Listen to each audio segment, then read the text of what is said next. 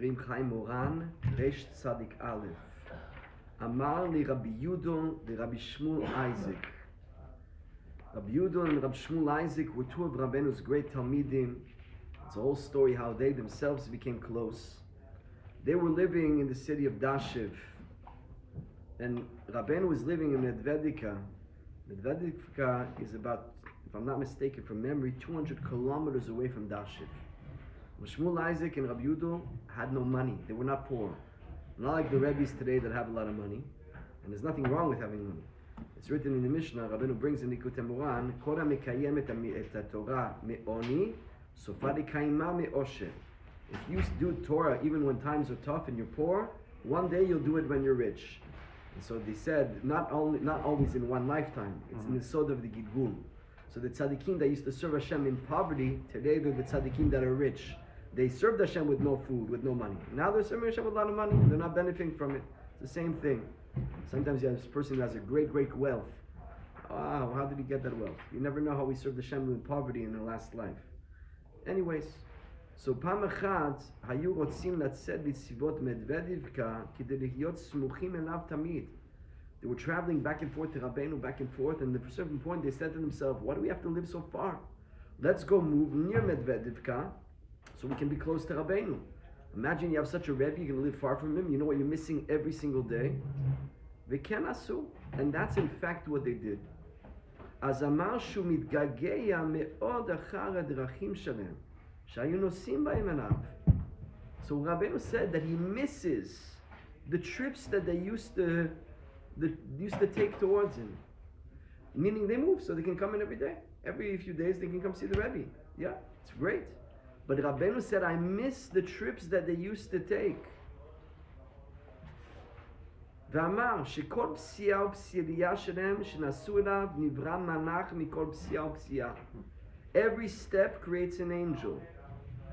ואמרו לו, הלא כמה יגיעות יש לנו, וכמה פסיעות אנו הולכים, קודם שסוחרים עגלה לנסוע?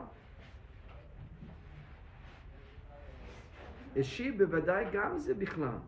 And actually, even including that, is every step you take to rent a wagon, every trip you make to Walmart to buy the things you need before you travel to Uman. When you're calling the travel agent and you're working out and you're sitting down and looking at all the flights, every second is creating an angel. Those angels are militztov ba'adecha. They're coming to help you afterwards. כי גם אלו הפסיעות נברא מלאך מכל פסיעה ופסיעה. בערב ראש השנה האחרון באומן דיבר מזה ואמר מזה לשון. הרבין שמיר, זר soll sein, solche sein, sie sehen, die Gerechtigkeit von den Wegen, und sie fort auf Zeit sie mich.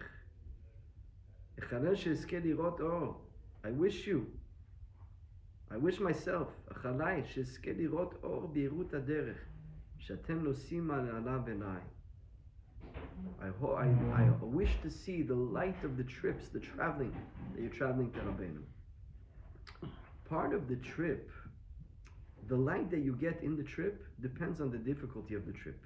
The clarity of the trip. Yeah, I know. But I'm trying to explain to you. The feeling that you feel when you get to the tzaddik has to do very much with the difficulties and the efforts that you put in. You can have two ways of getting, light. Well, you work on yourself every day, day in, day out. If you didn't do that enough, so how's the tzaddik going to give it to you? So he's going to give it to you by making your trip a little hard. You know that every part of the trip that you take, it's all the approval of the tzaddik. If the tzaddik doesn't give you a stamp, an invitation, even though you don't get it physically, your neshama gets it, you're not allowed to come. And if you're allowed to come, you get the invitation. And the invitation comes with the personalized invitation.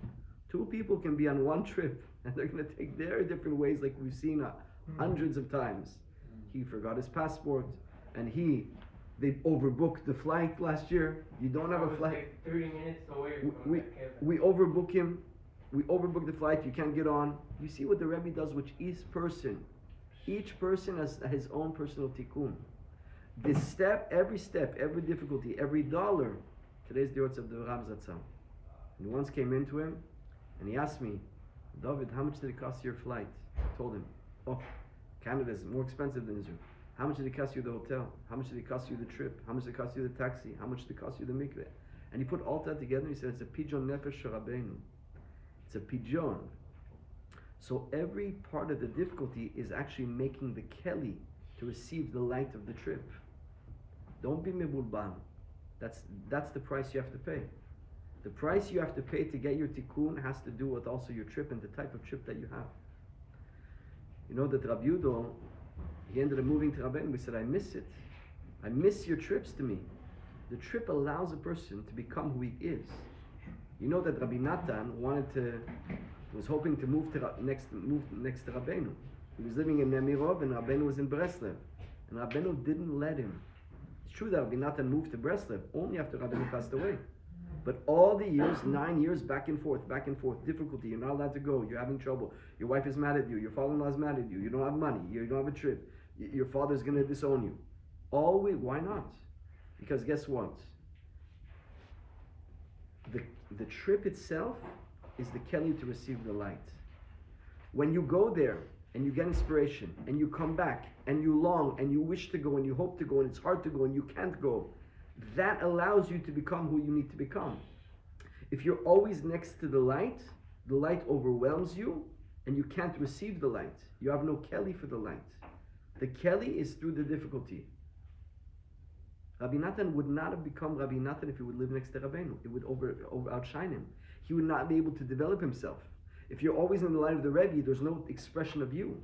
When he goes home and he has to long and daven and miss and write and mechazik the people around him, if you're next to Rabbeinu, you're not mechazik anybody. Rabbeinu is mechazik, so you don't become yourself. You don't form yourself. To keep you away is to bring you close. Now you can understand why we're in this world. Hashem keeps us very far to have us yearn and long and hope and wish and want, and that creates a vessel that we can get the light inside afterwards, in this world and the next world. The pushback is everything. The clock, if there's not a pushback, it doesn't work. The clock has a pushback in the springs and everything that makes exactly all the time all the tikkunim happen. Rabbi Natan has a whole drash on this. And we'll see that people who were too close to tzaddikim actually couldn't receive their light. They say that a gabbai is very hard to be a chassid. He's too close to the tzaddik. He's too close. So the tzaddik has to know how to push even the gabbai away a little bit. But the pushback is the light. And so they moved. And that was their choice. That was for them. But Rabbi Natan didn't move. And that's why Rabbi Natan became who he became. The truth is what happened afterwards, that Rabbeinu moved away from Edveka. So they moved, and Rabbeinu wasn't there a lot of years. He ended up moving, so they had to travel also afterwards to Breslev.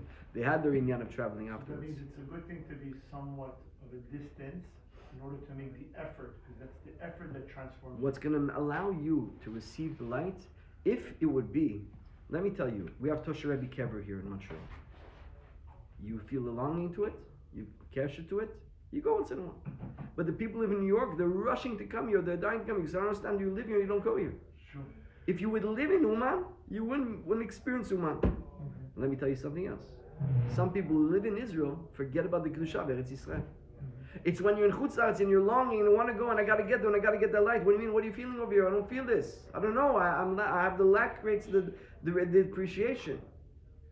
Now the Chokhmah is to be there and to also be able to get it. There was a takana in the old generations in Uman not to be there more for 2 weeks. The Anash would say you can't be there more than 2 weeks in Uman. Because if you're there for more than 2 weeks, you lose the appreciation of it. You lose the sensitivity of it. You know that when they used to go to Uman, nobody would be sitting down. There was no sitting down at the tziyun. He was standing up for hours crying. I remember once I read the Rav of Chirin, when he was already old, and he was already there in the middle of the night in the freezing winter with no house and no heating, already for a long time. He ended up taking like a towel and sitting on the floor. And then so whoever was writing it said, and today they're already sitting in benches. To go into the tziyun with a cigarette, with a cell phone, it wouldn't happen in the old dog. So, Rabban is dealing with every dog the way he's dealing with them and each person. But if you're there too long, you can lose the sensitivity. And you lose the sensitivity, you lose the long. And if you long, you don't get the light. The yearning and the pushback allows you to want, and the wanting gives you the experience. So it's actually not bad to be so far in Canada. to. It's hard for us to go to Israel. It's hard to go to Eretz Yisrael. It's hard for us to go to Uman. But then we're going to get the most. You know, I was close with Rav Koenig for 15 years, almost 14 years. And I thought that the people living next to him would be on fire for him. And then when I got there, they're asking me to tell them about the Rav. How would you're asking me? You lived here. When the problem is, if you live there, the light is too big. You're overwhelmed by the light. You're too scared to go in. You can't go in. It's too much. It's overwhelming. Also, the fact that you're far from the light, it allows you not to be broken by your deficiencies. I'll explain. Once I was 2 weeks with the Rav in Muncie. I had to leave. It was too much for me. I had to take my car and go over to New York for one day. I couldn't be there. It was too much. Because when you're faced with the tzaddik every day, you know he knows everything about you, and he's on such a high, lofty level. When you come, you say, okay, I have to move, I go home and work. I'm not broken the fact that I'm still not there, because I'm going to work in progress. But if I'm always around the light, so it's always calling to light, it's always bringing to attention my lacks, and it's almost that I can't really work on them because I'm always around, I'm always in receivable mode. I'm always in receiving mode. If you're always receiving, you can't start moving. But when you go home and the light is gone, so now you start to work on what you've received. You start to take the things what you've heard and try to put them into effect. And you're not overwhelmed by being not perfect because who's calling to attention that I'm not perfect? I'm like everybody. But if you're always next to the light, you can't move. You get stuck. So the people sometimes that are too close are actually very far. The people that are far are sometimes very close.